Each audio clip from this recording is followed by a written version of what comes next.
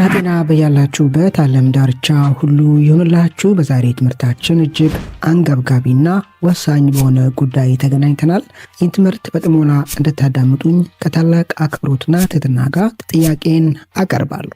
በዚህ ትምህርት ላይ አትኩሮት ሰጥተን የምንመለከተው እድሜያችን 30ና ከዛ በላይ እየሆነ ሲመጣ የአንጀት ጤንነትን የሚያዳክሙ የሚያቃውሱ ከፍ እያለ ሲመጣ አንጀትና እንደ አጠቃላይ ጋት ላይ ለሚከሰተው የካንሰር በሽታ የመጋለጥ እድልን በይበልጥ ከፍ የሚያደርጉ ብዙዎቻችን ባለማወቅ የምናደርጋቸውን 5 ልምዶችና ተግባራት እንመለከታለን። እነዚህን ተግባራትና ልምዶች ማቆም፣ መጠንቀቅ፣ ከዛም የምጠቅሳቸውን መፍትሄዎች መከተል የአንጀት ጤንነትን ከማሻሻልና በይበልጥ ከፍ ከማድረግ በተጨማሪ በቁጥር መግለጽ ከሚቻለው በላይ ለካንሰርና ተያያዥ አንጀት ላይ ለሚከሰቱ ጤናን ለሚያቃውሱ በሽታዎች የመጋለጥ እድልን ያወርዳል፣ ለውጦችን ያመጣል። ከብዙ አክብሮትና ትህትና ጋር ይህን ትምህርት ላይክ ማድረጋችሁን አትዘንጉ። ይህን ትምህርት ላይክ ስታደርጉ ትምህርቱ ብዙ ሰው ጋር ይደርሳል፣ ይጠቀሙበታል፣ ጠቃሚ መረጃዎችን፣ መፍትሄዎችን ያገኙበታል። ይህን ቪዲዮ ለሌሎች በማጋራትም ከቤታቸው ሆነው የራሳቸውንም የቤተሰቦቻቸውንም ጤና መጠበቅ እንዲችሉ እናድርጋቸው። በቻናሌ አዲስ የሆናችሁ ሰዎች ዶክተር ዳኒ ይባላለሁ። ቻናሌን ሰብስክራይብ በማድረግ ከጎን ያለውን የደወል ምልክት አንድ በመጫን በምለቃቸው ትምህርቶች የራሱንና የቤተሰቡን ጤና ይጠብቁ።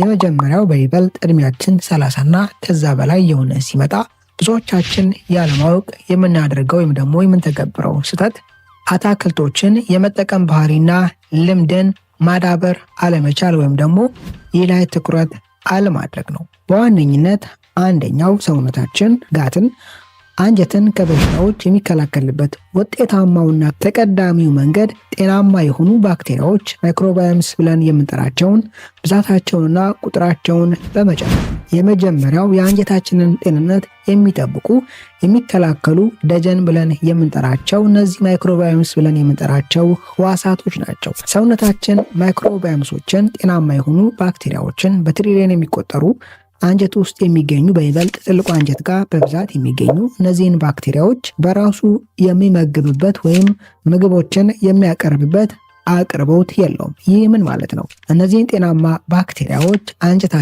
የአንጀታችንን ጤንነት የሚጠብቁ ባክቴሪያዎች ለመመገብ እኛ አዘውትረን በይበልጥ የአትክልት አቅርቦትን ለሰውነታችን ልንሰጠው ይገባል። እኛ አትክልቶችን አዘውትረን መመገብ ስንጀምር አትክልቶች ውስጥ የሚገኙ ፋይበሮች በቀጥታ ሳይፈጩ ትልቁ አንጀት ጋር በመድረስ ትልቁ አንጀት ጋር ያሉ ባክቴሪያዎች ደግሞ እነዚህን ፋይበሮች በማብላላት በመመገብ አያይዘው የአንጀት ጤንነትን የሚጠብቁ የሚያሻሽሉ ኬሚካሎችን ሾርት ፋቲ አሲድ ብለን የምንጠራቸው እነዚህን ኬሚካሎች ያመርታሉ። የእነዚህ ኬሚካሎች በበቂ መጠን ሰውነታችን ውስጥ መኖር የአንጀት ጤንነትን በላቀ ደረጃ ያሻሽላል። እድሜያችን 30ና ከዛ በላይ እየሆነ ሲመጣ አንደኛ አትኩሮት ልንሰጠው የሚገባው ጉዳይ በሳምንት ውስጥ የምንጠቀመውን የአትክልቶች መጠንና ሁኔታ ከፍ ማድረግ ነው።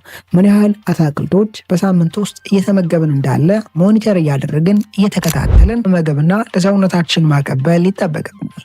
የመጀመሪያው ማርከር ብለን የምንጠራው ሰውነታችን ውስጥ ያሉ ሲስተሞች፣ ስርዓቶች ሆርሞን የሚመረትበት ሜታቦሊዝም ስርዓት ላይ የመጀመሪያው የሚፈጠረው ለውጥ ወይም ኢኒሻል ማርከር ኤጅ ብለን የምንጠራው 30 ዓመት ነው። ከ30 ዓመት ጀምሮ ሰውነታችን ላይ ለውጦችን መመልከት እንጀምራለን። ለምሳሌ ያክል የጡንቻ ማሳችን እየቀነሰ ይመጣል። ሰውነታችን ከዚህ በፊት ምግብን የሚፈጭበት ስርዓት ሜታቦሊዝሙ እየቀነሰ ስሎ እየሆነ ይመጣል። ለአጠቃላይ ኢኒሻል ማርከር ኤጁ 30 ነው። አንደኛ ለአንጀት ጤንነት ማድረግ የምንችለው ቀላሉ አማራጭ መንገድ አትክልቶችን አዘውትሮ መመገብ ነው። የምንመገባቸው አትክልቶች ደግሞ አብስሎ ከመመገብ በተጨማሪ በፍሬሽ መጠቀም ያስፈልጋል። ፍሬሽ መጠቀም ያስፈልጋል ስንል በጁስ መልክ ልንጠቀማቸው እንችላለን። የተለያዩ አትክልቶችን በመጠቀም ለጤና የሚስማሙ ጁሶችን ማዘጋጀት እንችላለን። እነዚህን የጁስ አይነቶች በቀጣይ ይዤላችሁ የምመጣ ይሆናል።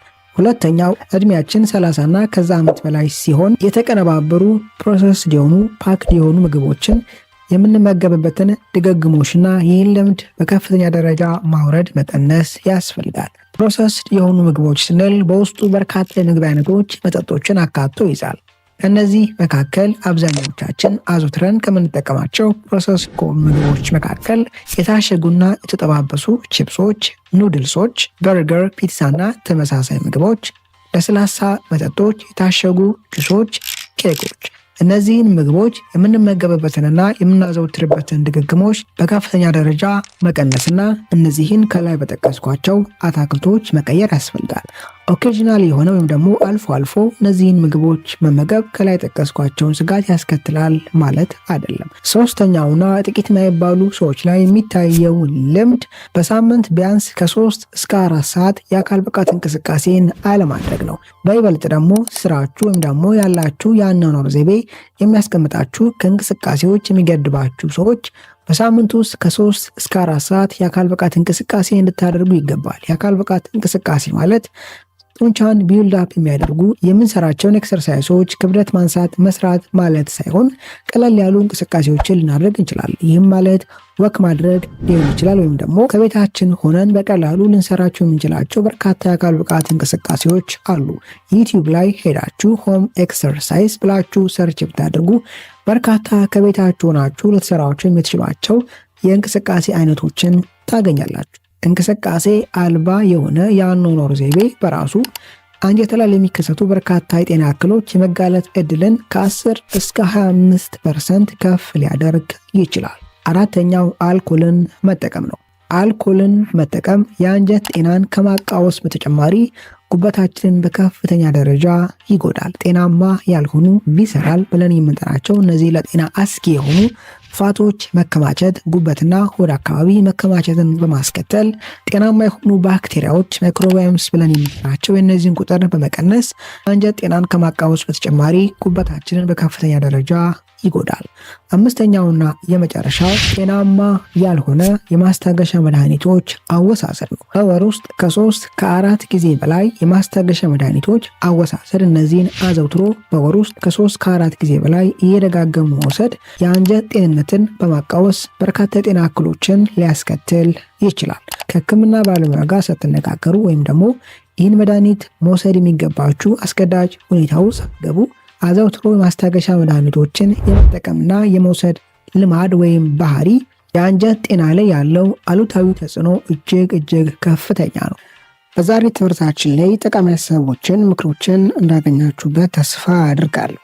ይህን ቪዲዮ ለሌሎች በማጋራትም እንዲማሩበት እናድርግ። ይህ ትምህርት በውስጡ የብዙ ሰዎችን ጤና የማሻሻል አቅም ያላቸውን በርካታ መረጃዎች ይዞልና ሼር እናድርግላቸው።